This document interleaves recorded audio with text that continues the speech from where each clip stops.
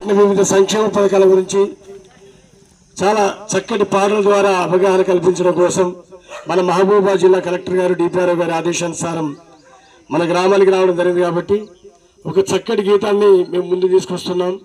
రాష్ట్ర ప్రభుత్వం చేపట్టిన సంక్షేమ పథకాలపై ఆ పాటను ఇవ్వాల్సింది ఆహ్వానిస్తాం.